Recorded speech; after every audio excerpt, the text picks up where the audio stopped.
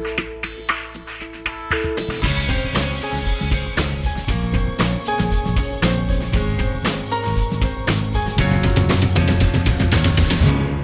everybody for coming, and I'd like to introduce Kevin Martin tonight, and he's done a really great job of integrating historic trees with hiking, conservation with history, and tying in the two most important groups out there, conservationists and preservationists. And this book is incredible. There's some real, I think we have some nationally significant trees in the state of New Hampshire, about 7 of them that are national award winners. And then we also have some very significant ones within the Nashua area, as well as many of the other counties. So without further ado, here's Kevin Martin.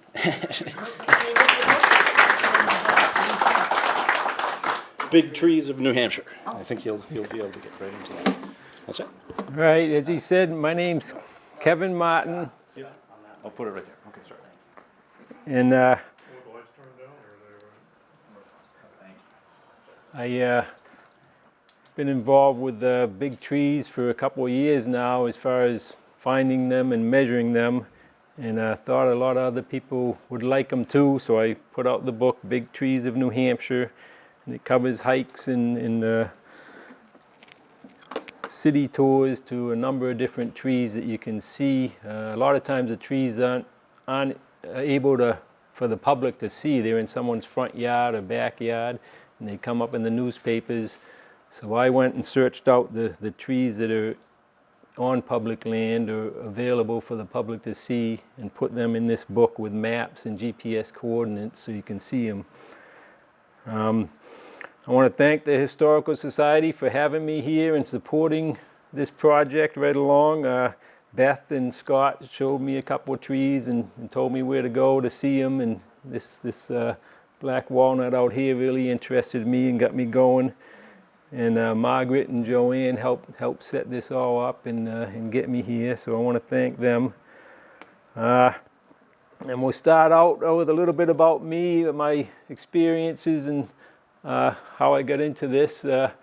I am a boat builder, a woodworker, and have been for 30 years now.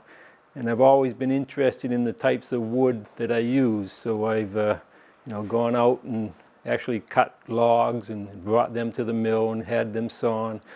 So I got used to seeing the trees and picking out the best ones for the lumber I needed to use. And with boats, and especially small boats like canoes and smaller boats, you have to have real clear lumber. You can't have knots in it or they'll break. So I had to look for the best trees to cut into lumber. So I was always looking for the big ones to get the good boards out of. So that's what got me started in interest in the trees. And I also served on my town's conservation commission as years went on, and then got to see some of the land around us and helped with conserving some open land for people to use and go on. And a lot of the studies that were done on that land talked about the trees that were on there. And later on I served on the Lamprey River Advisory Committee, which I live on the Lamprey River, and it was designated the National Wild and Scenic River. And I was quite involved with that, and some of the studies there talked about big trees that should be listed with the Big Tree Program. And I was on that group for 15 years, I think, and after that whole time, no one went out and found these trees and listed them with the program. So I decided, well, I'm going to go look for these trees. And they were kind of rough idea where they were, just said over here by the red car trunk in the middle of this abandoned, swampland. The tree was in the woods from there, so I started searching and found this black gum tree in there. And that really got me going. I actually found a different one at first and entered it into the program as thinking it might be the biggest. And it ended up being shy of the state champion black gum. So I actually got lost out there and wandered around a little and it's a flat swampland where you can't see any landmarks or anything, so it was hard to get around in there. And I ended up coming across this tree afterwards, and this ended up being quite a bit bigger than any of the biggest ones in the state at the time. So this is now the state champion black gum.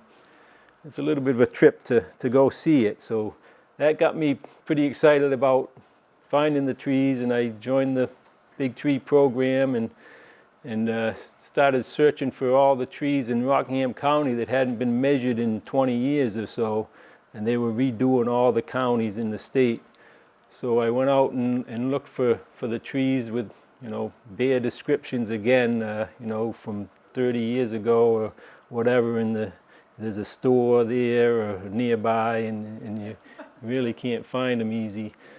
So I ended up doing a lot of hunting, and found them and entered them back into the program, remeasured them.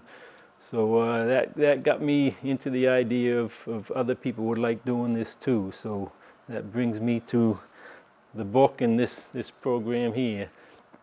So these are my grandsons. They'll be in pictures. A lot of my family I dragged along with me, and they're here and there. These are the sponsors, the Lamprey River Advisory Committee, and they've done a lot of work on the lamprey, conserving land and all that. The Northland Forest Products, they're out of Kingston, and I guess they have a place in down south too. But they're well known as leaders in responsible forestry in the state, and they distribute lumber all over the world actually. And New Hampshire Arborist Association, they were pretty excited about the idea of a tree book, and they help support it. And they actually, even though they cut trees a lot of times, they actually love trees and get out there and try to preserve them when they can. And I had to put in about half the funding to get this going, so I put my name up there too. And here in Epping is a state champion Catalpa tree. And this is how most of them are found, in someone's front yard or near some houses. So they're in the open there. They grow better. They're bigger usually when they're around someone's house in the open. So a lot of trees are entered into the big tree program that way, and that's the state champion Catalpa, which is a pretty nice tree. And this is how you go about measuring them. The first thing you do is measure circumference around about 4.5 feet up. You just go breast height roughly and measure around the tree, and you get a circumference. And circumference of 3 feet or bigger is a pretty good sized tree, although some types of trees this is in diameter, 3 feet in diameter or bigger is a pretty good sized tree. So they use circumference just because it adds into their point system. What you do is take and measure the circumference around it, and then you measure the crown in 2 directions and divide it by 2 to get an average crown. And then you go on and use a clinometer to get the height of it. And with this tool, I got one here actually, you can look through it, and if you measure and come back 100 feet from the tree, you can take this and look at the top of the tree, and it'll give you a height to the top.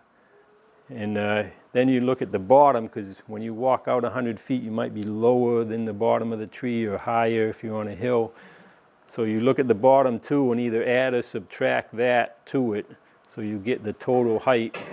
The first measurement will give you your eye level up, and then your eye level to the bottom of the tree, and you add them or subtract and get the total height. So this one would be 50 feet plus 5, and then you get 55 feet.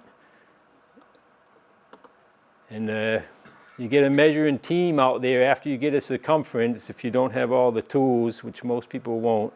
And the big tree program will send a team out to measure the tree for you if it matches one in that same size circumference range.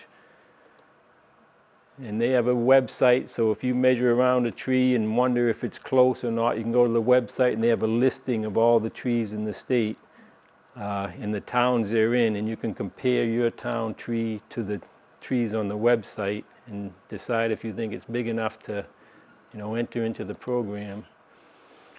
And their point system goes with a circumference breast height, say it's 125 inches around.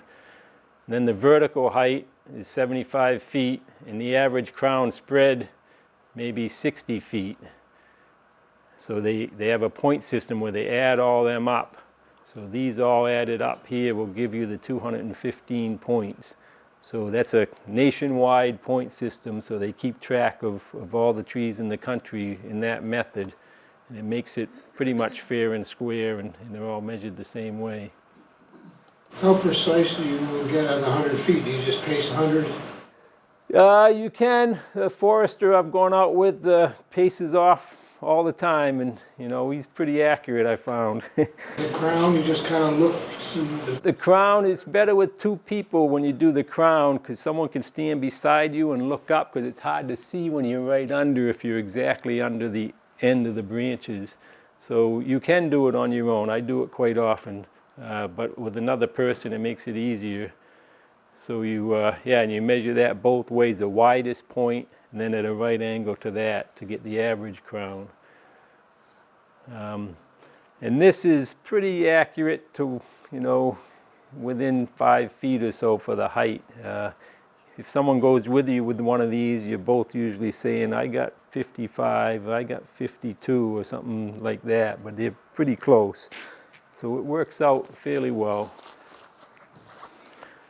And if you do want to go out searching for trees and things like that, you should have a few things with you. GPSs, they're somewhat expensive, but a lot of people have them now. Now they're on cameras and phones and stuff too, so that helps locate the tree.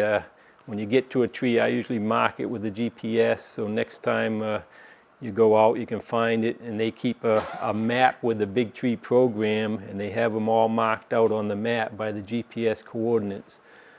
And sometimes you don't know exactly which tree it is if you don't know how to identify that particular type of tree.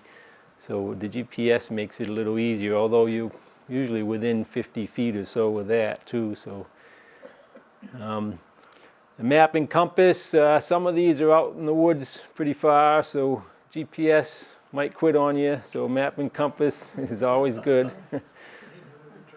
And a lot of them, you need boots for some, if they're in wet areas in particular. And I bring a whole pack with all my gear in it, all ready to go. I got a big tape measure and cameras, and I bring a tripod to take pictures and all that. But you should, if you do it often, you want to have something you can just grab and go with. And a tree ID book is good. It's hard to ID a lot of the trees. I've been looking at them for a couple of years now, and I still run into trouble with some trees that are pretty common ones too. The bark changes when they get big, and it's sometimes hard to tell what kind it is. Do you recommend Peterson's Tree ID guide? That would be good. Yeah. There's a nice guide, Forested Trees of Maine, that's out there. They sell, the Maine Forest Service sells. It's a real nice guide on it. But this is why I say you should be prepared a little bit, because you run into stuff like this.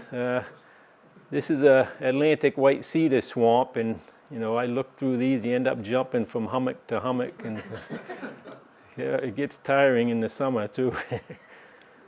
And here's a hickory at Adams Point. Some of these aren't the biggest in the state, but they're at sites that are a real nice walk or a hike, and they're real close to the state champion trees. So I included some like that in here. This one's in Stratford County.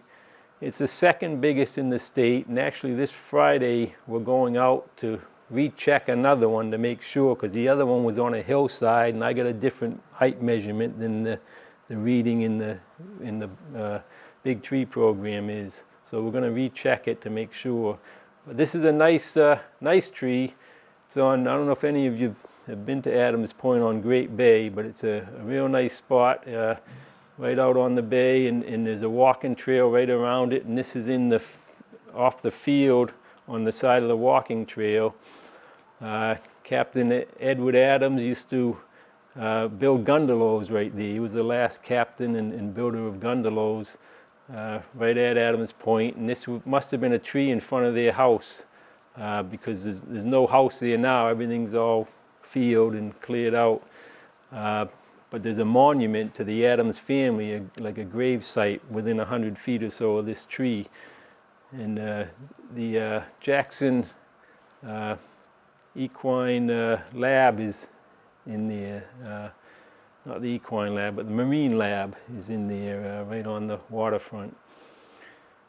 So this is a nice tree to go see.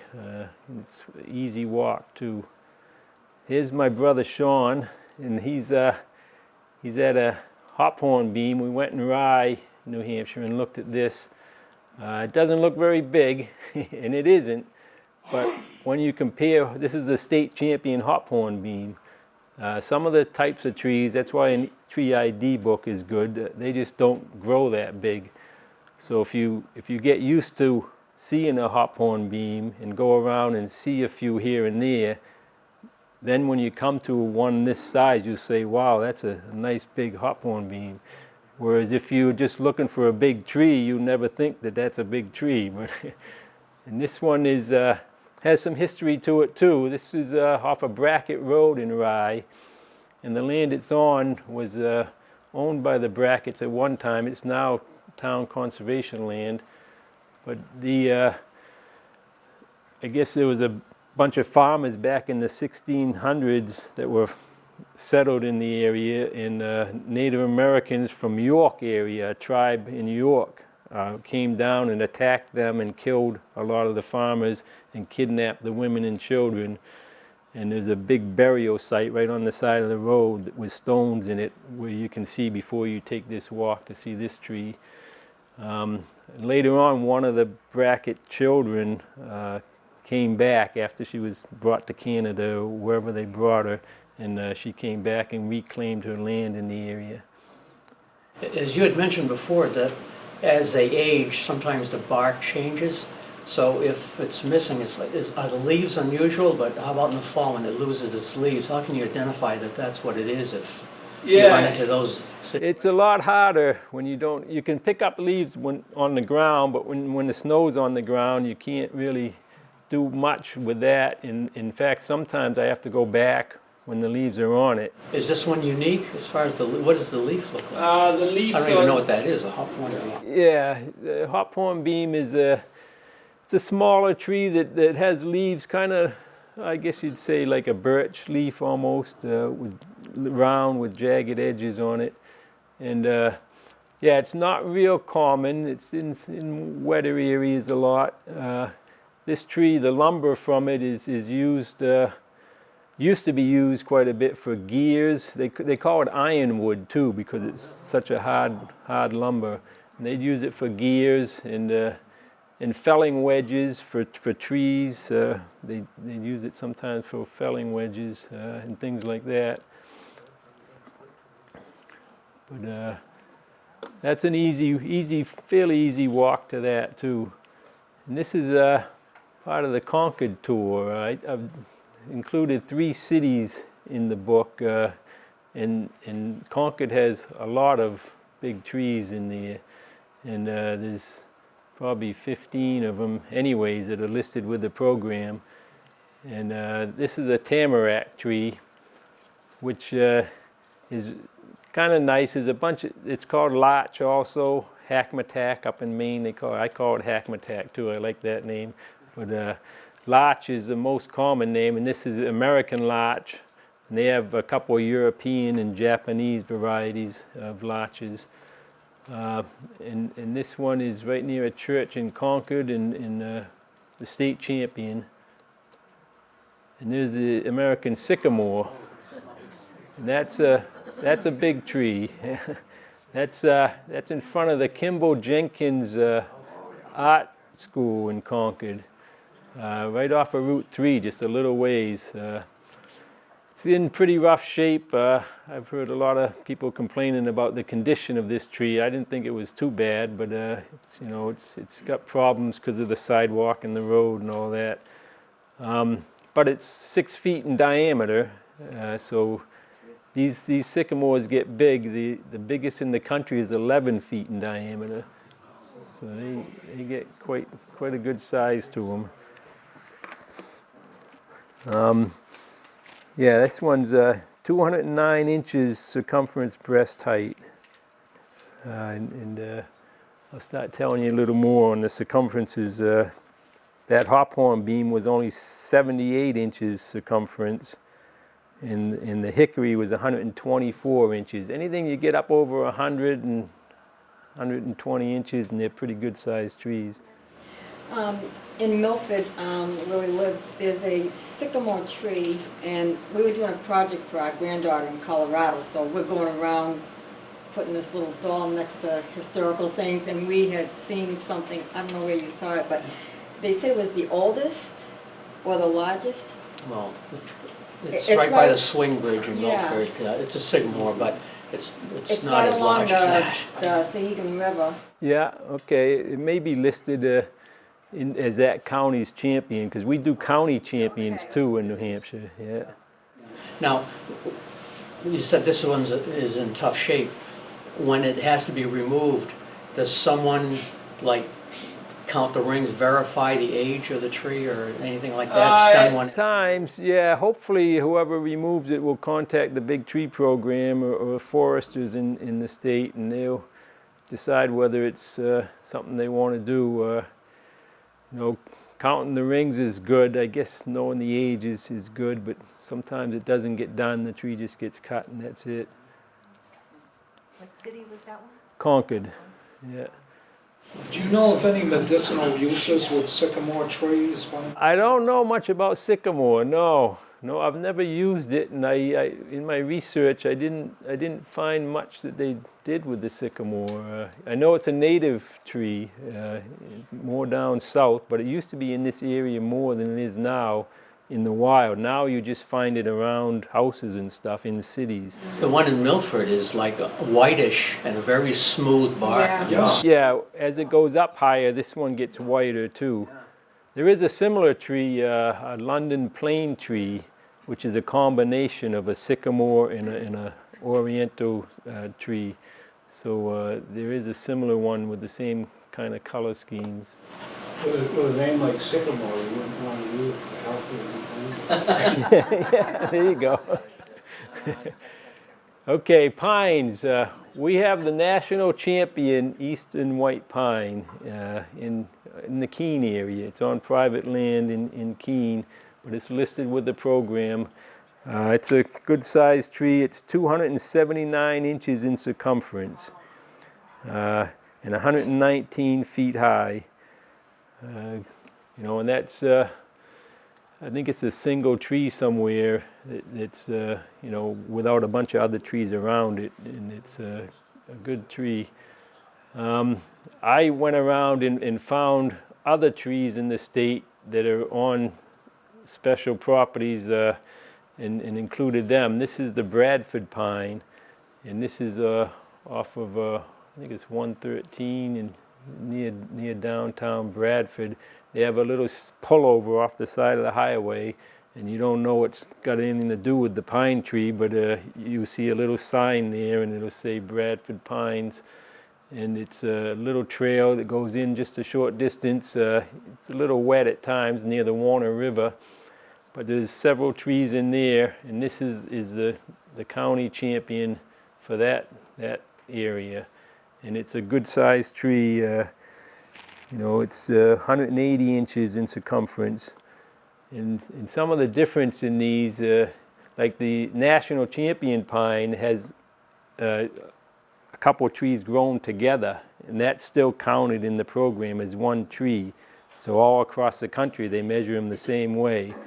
So I like to find the single stem pines. I'm more impressed by them, I guess. but and they aren't quite the size that the other ones will be. But this is a nice tree and a good size, and I'm sure you're all familiar with the pine trees, and if you saw this one, you'd realize it. Yeah. Deer paws goes. And a lot of times I'll find wildlife signs or see wildlife when especially if I'm by myself, you know, early in the morning or something, I'll see something around these big trees. They seem to be attracted to them, and this I found an eagle feather on the ground around it, so I think the eagles roosted in it and, you know, scouted out the area from up top. Now, would you have a guesstimation on like how old that tree is?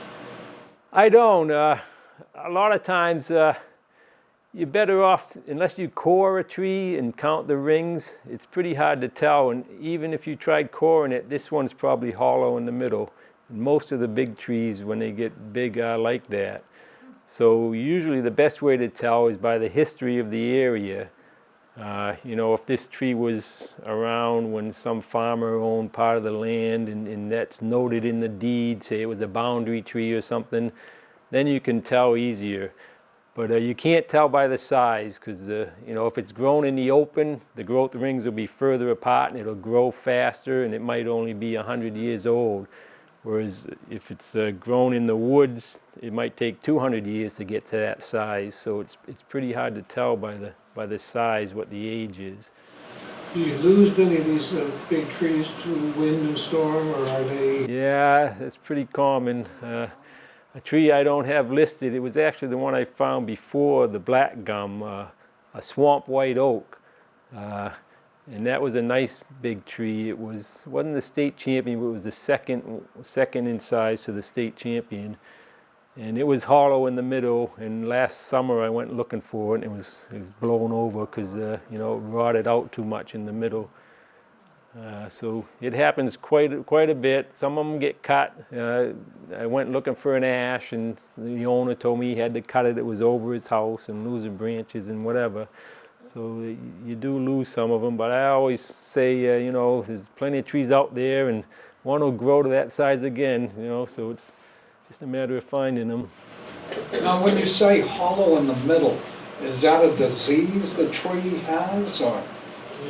No, it's just with age. You know, they end up getting hollow. Water ends up finding its way in from the top a lot of times through the branches or whatever, knot holes and things. So, and sometimes the pine trees, the very top will die off from lightning strikes or whatever. So water ends up getting in there, and they get hollow. I don't know why, actually, because I just cut a pine by my property that was a nice, healthy, good pine, and it was starting to go hollow in the middle, and it wasn't real big. So I think it just happens with age.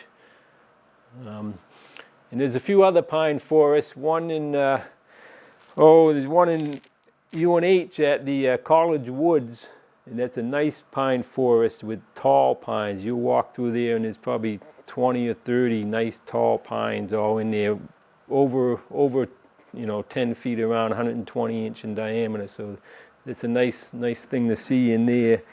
And the other one is the Tamworth pines up on the Chinook Highway going out of Tamworth, and that is a nice pine forest too. And there's one real big tree in there. It's about the same size as this one, but it's taller. It's close to 150 feet tall, which is pretty tall. And here's a pitch pine, which I like. This is one of the better pictures of one of the trees with the color of the bark and stuff. They're pretty common in the lakes region, spreads right throughout in there. It may have been from fires long ago, but right around the Ossipee Lakes area, there's a lot of these pitch pines. This is at White Lake State Park. Over up in Chicora, almost in Conway, right in that area. It's in Tamworth actually still, I think. But this is on the trail around it, and this lumber was used to make pine tar quite frequently, and that's used in boats a lot, a resin that you use. And I guess it's similar to the yellow pine you find down south. More so. We have the national champion pitch pine too. This is at a house over in Newbury, and it's the same kind of tree as the other picture. Nice, good-sized tree. What's the size of that? National champion is 270. No, that's the other one. Pitch pine. Nope, I don't have the size for you on the national champ on that, but it's national champ, so it's pretty big. Do I dare ask when, this is for it's a national champion Yeah, in New Hampshire? yeah. Okay. When it's identified and it's obvious where it is, you see a house back there, how is it protected from, you always have individuals that want to put their initials, carve, mark it, or how do you protect something? Well, we don't give people directions to where it is. It's just the owner says you can list it, and we list it, and it just has the town and the listing of the size. So the ones on private land, people can't really go see unless they know the owner, or the owner, wants people to call them up and come see it or something like that. You don't have GPS coordinates in the book on those then? They have them for just the big tree program use, yeah, not for the public. And there's the owner. And some people say dogs look like their owners. Well, he's posing the same way there. I just happened to catch that. But So that was a champ tree?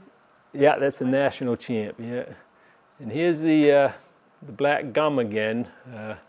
This is a really neat tree, and this one takes a GPS to find and wandering in swampland and things like that. That's the county forester there and a biologist there from my area. This is recently conserved land. I was involved in helping get this land conserved on Mass Road in Epping, and great place to go, but if you wear your boots, it's pretty wet in there. Where's the Lamprey River? That runs from up in Deerfield down through Raymond and Epping and ends up in the Great Bay in Newmarket. Let's see, the black gums are, these are particularly good for wildlife actually. They get hollow faster. All the big ones seem to be hollow. And a lot of times, let's see if I get the picture, they'll have, this here is in the bottom of a dead black gum in the area, but the live ones a lot of times will have this same thing in the bottom. And usually there's a porcupine living in there. And quite commonly I'll see porcupine around the black gums. And other wildlife, I'm sure, use it too. It has berries on it, and they like the berries. And this here is what happens with hickories. Hickories are another tree that's great for wildlife, because where the branches are, it seems to always have knot holes like this that go right into the hollow center. More in hickories than in most other trees I see. So owls and things like that like these higher up holes in them. What is distinctive about the bark? What is the bark on it at all? The hickory? No, the black gum. Yeah, the black gum bark is pretty distinctive. It's they call it alligator bark, and these are real deep. It's probably like this thick on it. And this really shows it on this particular tree. A lot of trees will have it, but yeah, really rough and really neat looking to see. Prehistoric, we'll call it. The branches on the black gum go up, and then they turn like an elbow up top. So they kind of have this craggly, prehistoric look to the whole tree. And there's a wood duck, which is one of the wildlife that'll use them holes in the trees. And this swamp white oak, I find wood duck like that area because they like the protection when it floods over in the fall or the spring. In the fall in particular, there'll be acorns falling out of these swamp white oaks, but they grow in a area that's wet for part of the year. So these wood ducks can land in the open water, which they prefer to land in, and then swim into these protected areas and find the acorns. That's actually where this picture was taken. Clarksville Cedars. This is a trip I took. I I was lucky enough to have a couple of the big tree program members out of Coos County invite me up to see their champion trees. So I went up there and took pictures, and this is from Lake Francis looking over the first Connecticut lake. And you can see it's late in the year. Most of the hardwoods have lost the leaves, but the tamaracks you can see there, and they have their nice golden color, and the poplars still have their leaves on. But that's a real good area, and you know, it's several miles on dirt roads to get anywhere near the tree, and then you hike a little ways into the woods. You definitely need a compass and GPS and all that when you do something like this.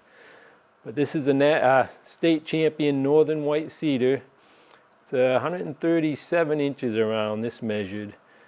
And you can see these are the two county foresters, the retired Sam Stoddard and the new county forester here. But this is all wear on it from black bears marking this tree for generations, I guess. They come up and scratch it and rub on it and bite it and pull the bark off it. And there was 3 trees similar in size. This was the biggest of them. They all had the black bear marks on them. They seem to like the biggest ones for some reason. And here you can... They don't girdle the tree though. No, it's still alive, yeah. But you can see the bite marks right there on it. It's kind of neat seeing that too. And on the way out of here, we saw the foresters showed me where the beech trees had claw marks from bears climbing up, and they love the beech nuts, and they'll pull the branches in and eat the beech nuts. So there's quite a few bears around there. Cedar, I use cedar quite a bit. Boat building, it's the best wood for planking for small boats. It's light and lasts a lot better than some of the other woods. And I've sawn a lot of cedar up, and you know, it's a good wood for that. They'll use it for other things, fence posts and fences and things like that. Anything outdoors, it's a real good wood. You said those were pear What tree is that? tooth marks? That's what we came up with. Is there a reason why it would be tooth marks instead of claw marks? I guess we figured they had other claw marks on it, but they bite it too. You know, they bite it and pull the bark, I guess, with their teeth and pull strips of bark off. They just tear it off, they don't chew it or anything? I guess they just mark it. It's just a way of marking their territory, and I'm not real sure why they do it or anything like that, but oops. That is not a tree, no. That's at a place on Dalton Mountain, Forest Lake State Park, and someone told us of trees there, so we went and looked, and it used to be some areas of it had a ski slopes cut into it years back, and I found out later on that this is all that was left of a ski warming hut. And I guess there was another one further down the mountain where the hut was still standing in pretty good shape. This is one of the oaks out there, Forest Lake oaks. The history of this area is it was cleared off for the most part, and they raised mules in World War I, and they had them pastured out here, and they'd leave some trees for the mules for shade. So this most likely was a shade tree, and then you can see the smaller trees are growing up around it, and that's how it got in such a good size compared to the other ones. And this is a paper birch. I think it's not the state champion. Actually, we had the national champion that died 2 years ago, paper birch. But this is a pretty good sized one here. Let's see. And this, you don't see them that big very often. Yeah, the white birch was 104 inches around. So, you know, like I said, anything over 100 inches is pretty big, and this is a good tree. And paper birch is used, they used to make canoes out of it, turn it inside out, and the Indians would sew up the bark with spruce roots onto cedar gunnels and bend cedar ribs inside the bark afterwards, and that's how they made the cedar canoes with the bark covering. They also made carrying utensils, baskets and things like that, so it was pretty heavily used. Now it's cut up for lumber and sold as birch. It's not as good as some of the other birches. Yellow birch is a more sought after birch, but sometimes in canoes birch is used for the decks and thwarts and things like that. Kevin, don't they fall over a real lot in storms, birch trees? They can. They get ice build up on top if they're smaller, and they'll bend right over from the ice build up. Yeah. They don't blow over any more than other ones when they get bigger, though. They get a good size. They stay pretty well.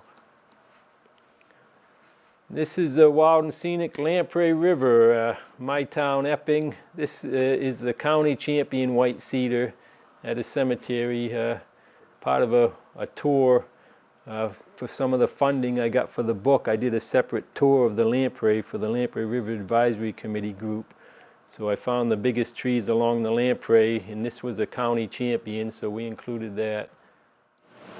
Do they typically get that wide? I don't think of this getting, it's terrible, really wide. Yeah, well, this one was open grown, so you know it spread out a bit, and a lot of the crowns will be bigger on the open grown trees.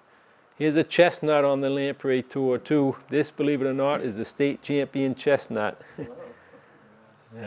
You can see it's already got the fungus on it. It's starting to get.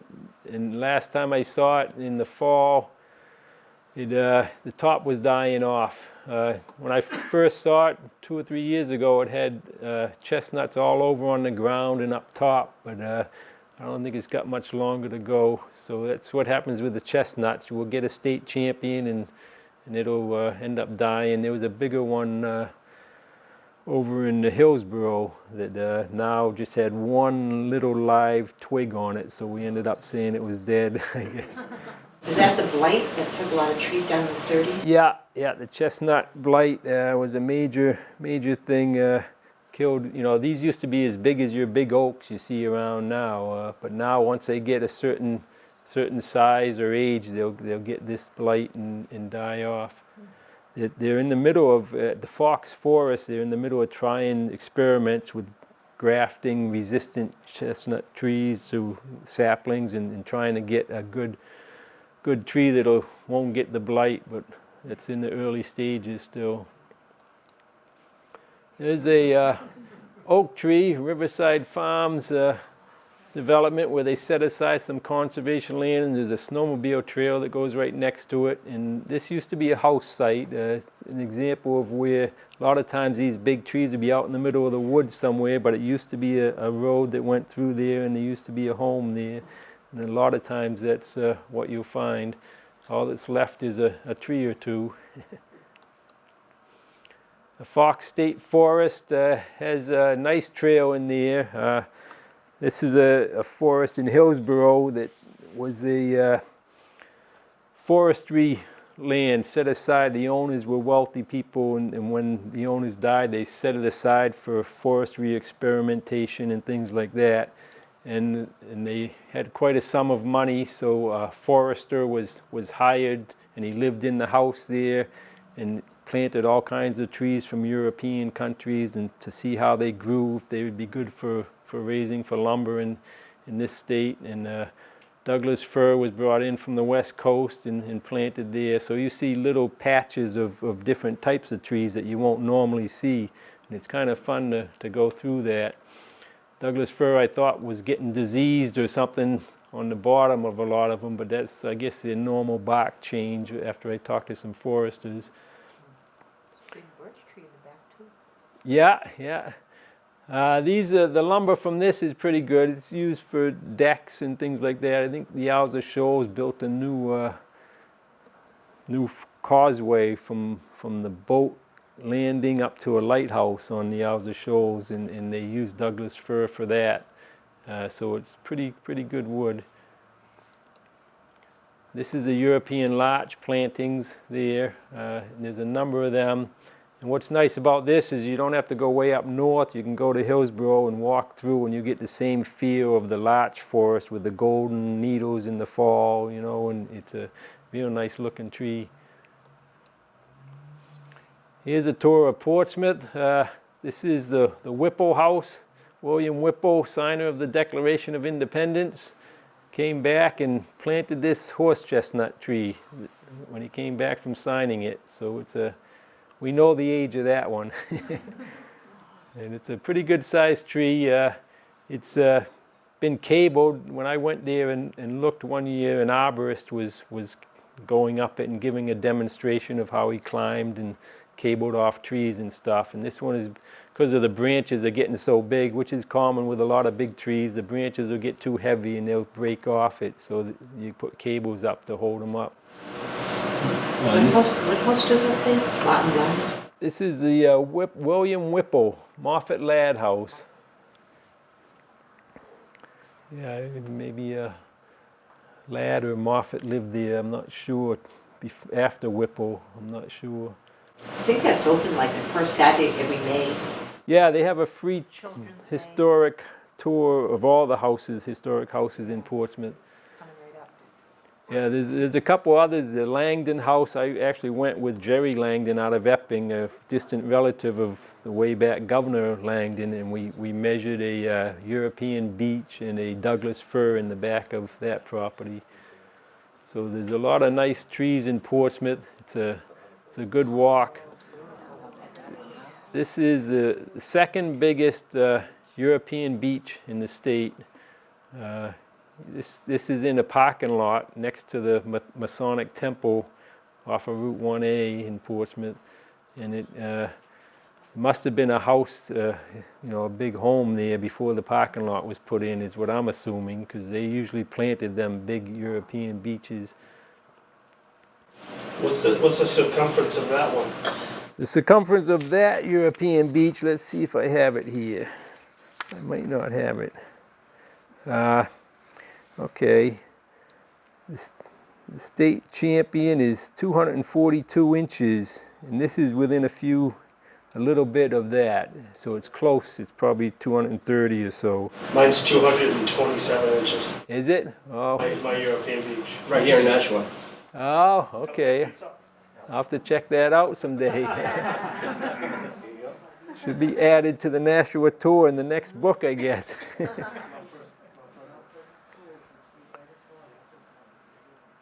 Yeah, the European beeches, sometimes you get people saying they have a big American beech, and usually it's a European beech because they get quite a bit bigger. I measured a beech that was described to me as an American beech, and it was the winter time, and I went and looked at it and said, okay, someone said it was, and it was someone I thought that knew what it was, and I drove by in the summertime and said, oh, look, it had copper leaves on it, and I said, that's not a American beech. So some of them are confusing. They look almost exactly the same at times with just the bark and no leaves on them. But this is an American beech at Haven Park, nice park in Portsmouth. So there's a number of different places you can go or walk around Portsmouth and see them trees. In the cemetery there, this is a European larch here. And you can see the flowers in the springtime and the fresh growth on them. So different seasons, the larch are nice trees. I mean, in the spring they look nice, and the only time is in the winter. They look pretty barren and stark, and actually a lot of people buy a house and there'll be a tree in the front yard, it'll be a European larch, and they'll buy it in the winter time and say, that tree's dead, we got to get rid of that tree, and they'll cut the tree down. And that's happened a few times to some larches. Went up to White Mountain Lumber in Berlin, snowy day up there, and looked at a bunch of trees there. They got a bunch of logs. They have a regular lumber yard over here where they sell hardware and lumber, but they must do something with all the logs there too. And this is the old farmstead here, but the Kelly family owns it, and they let me list that in the book. It's not conservation land, but it's away from their house, and they said people can go whenever they want. So these are the old, the Brown Company Nursery test site was here.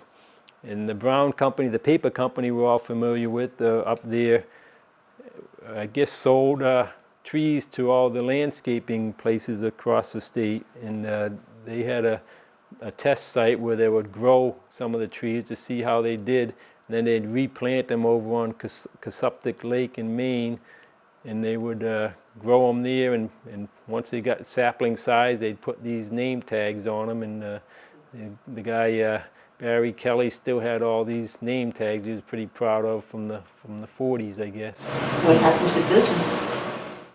Brown Company, well, I guess they must have quit the land, you know, selling the saplings for some reason, but they were the big paper company where they made paper, and they went out of business, what, 15 years ago or so? Probably computers put them out, I don't know.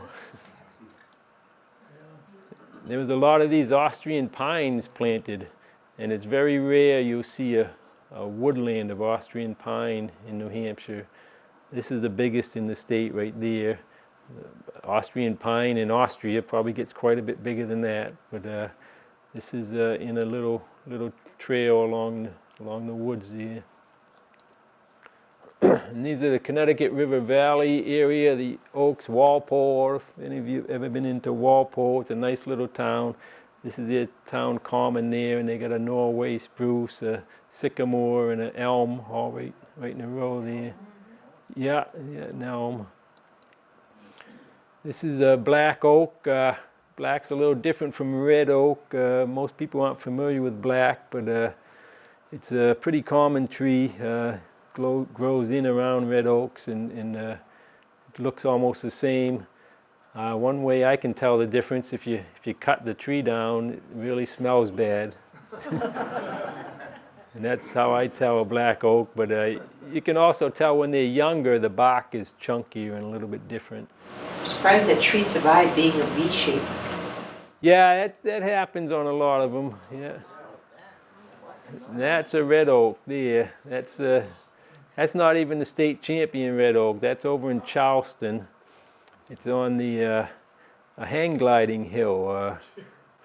How do you measure it when the branches are so low like that? Well, you can measure under that. It's sloped downwards, so you can measure around right under. And part of the measuring process, you can go under the lowest fork. You know, sometimes it's a couple of feet off the ground where you measure them. But yeah, this is actually the 5th biggest oak in the state, so they get quite a bit bigger, but all the rest pretty much are on someone's front yard or something like that. There's a white oak. I like white oak. It's a nice wood. I like the acorns, the bark on them, and the leaves are rounded, and it's just a neater tree to me. In boat building, white oak lumber is the better lumber. It lasts longer, is stronger. They used it for whiskey barrels and things like that.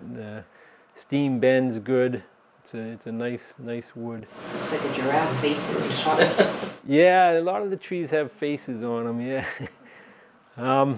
This it's got 3 of my grandchildren around it, but it's in Concord on some state land, Scilly State Forest, I think it is, and it's a good tree. White oak, it's 173 inches, 93 feet high.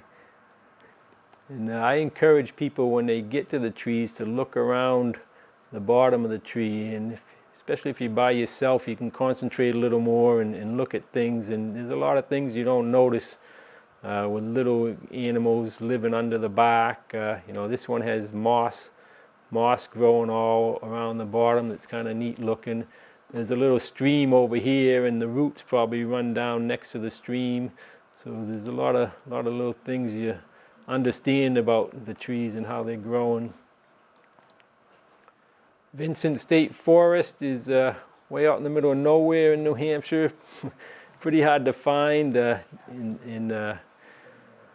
what town? It's over by Hillsborough and Deering, and it's all dirt roads pretty much, and you know, the signs aren't very good, but I went by this Quaker area and thought this was a kind of a neat little spot. But they have a planting of row plantings of trees, like in a garden. They'll plant them side by side and see which tree grows better right next to each other. And they had these European in the middle, with the golden top, and the Japanese on the sides here with the reddish twigs in the winter, so you can tell the difference in the winter on them.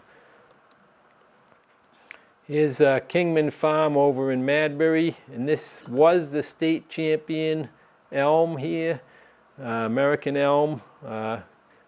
Out in the woods a little bit. It used to be an open field probably, but now in the woods, and I guess the Dutch elm disease had a hard time finding it or whatever, so it was the state champion. And this forester here, it's UNH land, and he takes care of all the UNH land across the state, and Steve Eisenhower, and he told me about this tree and brought me out and showed it to me, and we measured it, and pretty proud of it as state champion. But it happens with a lot of trees. 6 months later, someone found one somewhere else and measured it, and it's a little bit bigger, so it's the second biggest elm. This one you can go see though, and it's a nice tree. Still alive? Oh yeah, yeah. It's in we call it. We have conditions. We call it excellent, good, fair, or poor condition when we rate them. And that one I think was in between fair and good condition. A lot of big ones are in that area. This is a big tooth aspen. Most of us know them as poplars. They're a pretty decent tree. This is by far the biggest in the state. On the way out of looking for that elm, we were driving in the truck. He said, let's look at this poplar, and we found one and measured it. It was like 88 inches, and the state champion was the same size or a little bigger. So we said, well, the height wasn't that good, so we went and looked at another, and then he said he had to go, and I looked way off in the distance, and there's a big tree. I couldn't tell if it was an oak or what it was, but I said, that might be one. So I went over, and this beat the state champion by like 20 inches in circumference, so it's quite a bit bigger. And I was expecting to find one up north or something, but this is right in Madbury there. Prickers all around. You can go see this, but there's a lot of barberries, and it's kind of tough going in there. Poplars used for secondary woods for furniture, drawers, sides and backs and things like that. Aren't they real fast growing? Fast growing, yeah. Yeah, in fact, this is where age, if this was grown in the open, this might be 75 years old or something and reach this size. Usually poplars don't live much beyond 100 years. They die off. Here's a red pine, another example of a tree that you may not be too impressed with, but this walk into these woods, this is on the Lamprey River here too in West Epping, brings you through a bunch of red pines scattered here and there. And then there's a planting of red pines where there's probably a couple hundred trees that you walk through. And if people look around for the biggest one in that plantings, and then I tell them to go see this one after, and they realize how good sized it is. They're a native tree to this part of the country, red pine. They call it Norway pine too for some reason, but it's native to the U.S. I had trouble finding hemlocks. This one here I was sent to find, and I found it, but this is how it was. And the national champion was only a little bit bigger at the time than our state champion, so I was kind of excited about possibly finding a national champion hemlock. I think the national was like 170 inches, and our state champion was 150 in circumference. You'll have to rename that one a stump hemlock. Yeah. Isn't there a threat to the hemlock? Yeah. Something is happening? Yeah, the woolly algicide, some kind of little bug is killing some. A lot of the trees are having threats now. Ash is a new threat to the ash trees with the insect. Beeches are getting the fungus. If you walk through the woods now, all the big beeches, the bark is turning bad and falling off, and the trees are dying. So there's a lot going on with that. I don't know, it could be a change in the climate or insects coming from other countries or things like that. I was told about this tree, I had looked for this 2 or 3 times, and finally they gave me a name. You know, it was supposed to be behind a gravel pit, and I searched all the gravel pits and couldn't come up with it. And they finally said, "Oh, you can call this lady." So I called her up, and she told me, "Yeah, my father used to be the forester for the county, and we have a big hemlock, but some branches broke off the top." So this was 2 weeks ago. So when I went out, I found it like this. So another problem with me finding hemlocks, I guess. But this would have met the state champion in size. It was around 150 inches in diameter, circumference. There's a Douglas fir forest. You won't see much of that. You know, this has a lot more trees than the fox forest for Douglas fir, but you can walk through a couple groves of the Douglas fir there. There's a lot of neat little things, a lot of cemeteries. I like going into cemeteries. In the bigger towns, you find good trees in the cemeteries. In the woods, sometimes you find these unusual little quiet spots, which is nice. Sandwich Notch up there had a big butternut tree. This is where Sandwich Notch Road goes off to the left off of this road, but there's a nice view there, so I took that. And this is the butternut. It's got a snowshoe next to it to give you an idea. But Sandwich Notch had probably a couple hundred houses, well, more than that, they say. It was pretty heavily populated. Now it's a dirt road with no houses on it. I guess they used to cut through there, through the mountains into the coastal cities from the Connecticut River Valley area where they had all the crops growing.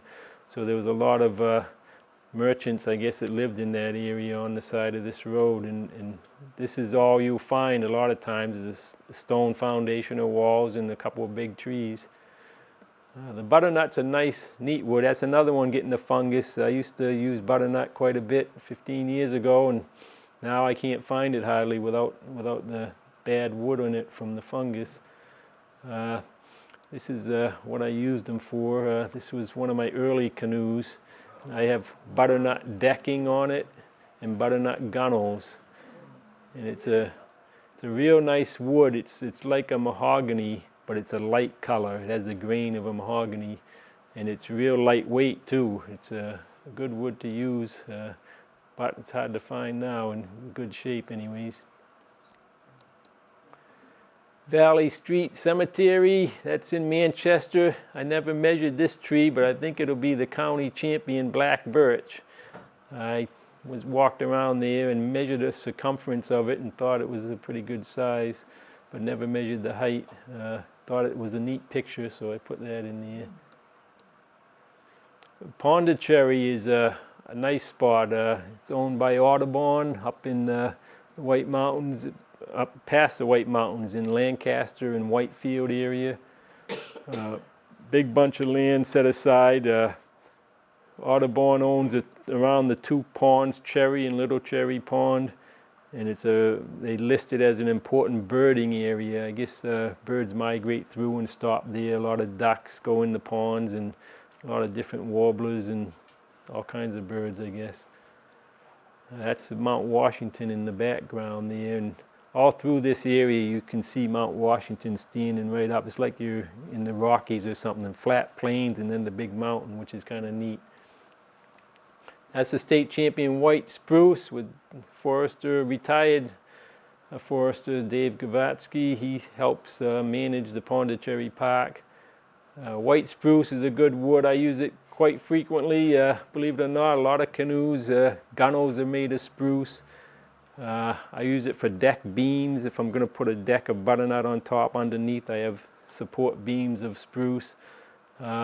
It holds fastenings well, whereas pine or cedar, you know, the fastenings you can probably pull them out with a pair of pliers, but spruce, it's almost like a hardwood, but it's still light enough, so I use it quite frequently.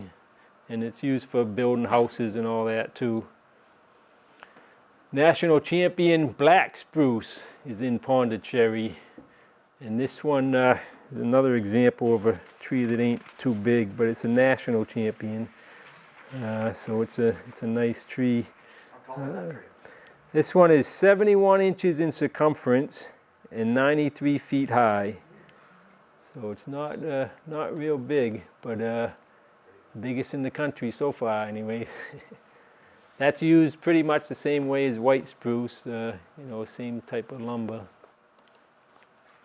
And here's red spruce. This is the state champion red spruce at Snyder Brook. Snyder Brook is a bunch of land set aside on the back side of the presidential range on Route 2 going from, I guess it's in Randolph near Berlin going to Gorham. The Appalachia is what they call the parking lot where the trail goes out of. I guess it meets up with the Appalachian Trail. But there's a lot of land that was set aside. This probably was only like 30 acres or so of old growth that way back when the timber barons cut the land off in the White Mountain area, they managed to set this aside. So it's got some nice trees, and this red spruce is one of them. And there's some of the hemlocks here.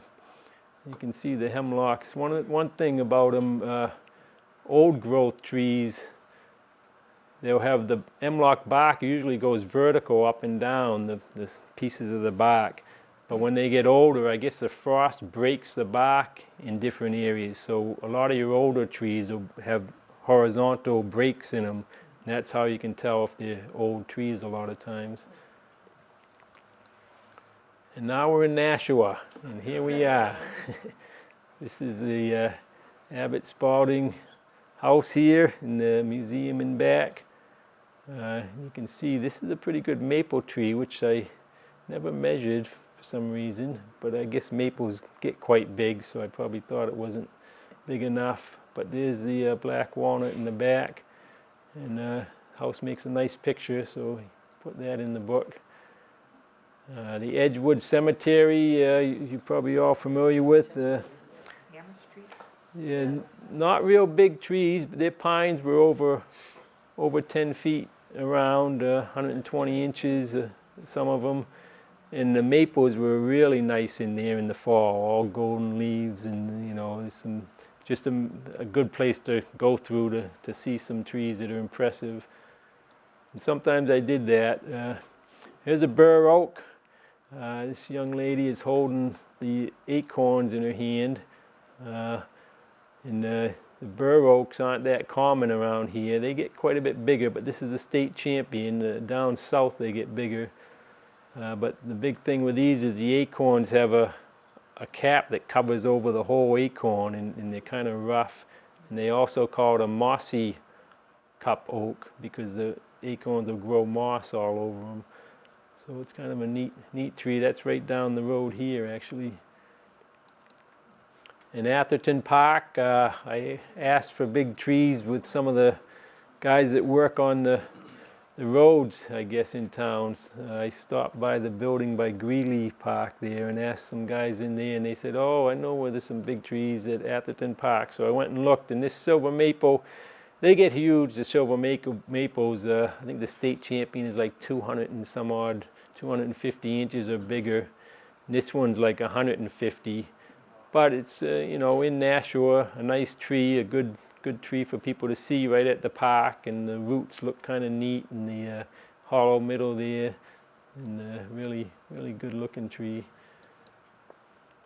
And this is an example of a larch that looks like it's dead. In fact, when I first found this tree, a few people walked by and said, yeah, well, I asked them if they knew what kind of tree it was, and they said, oh, that thing died, I think. And so it's an example where some people aren't sure about the trees, but this is what it looked like in the springtime. So Where's that at? that's down at Swart Terrace, Swart Road.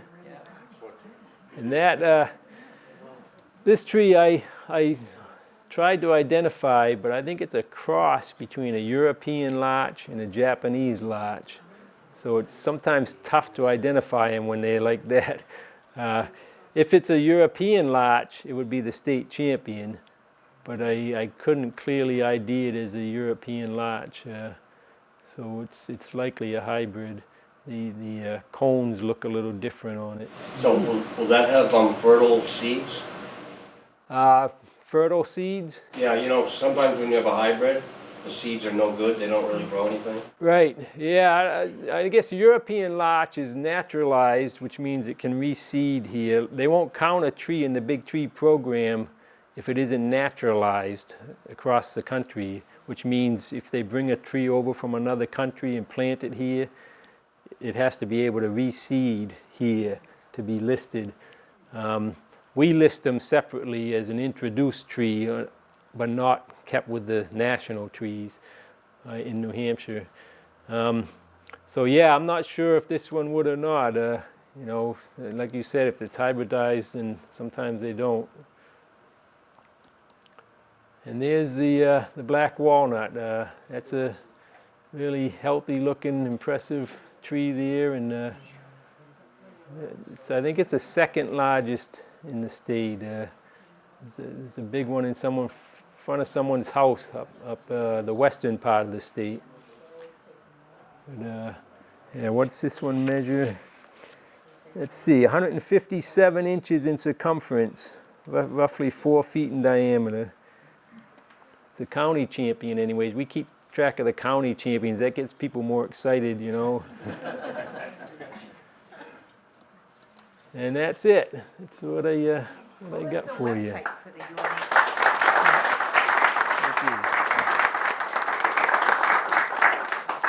Yeah, the website you can look up UNH Big Tree Program.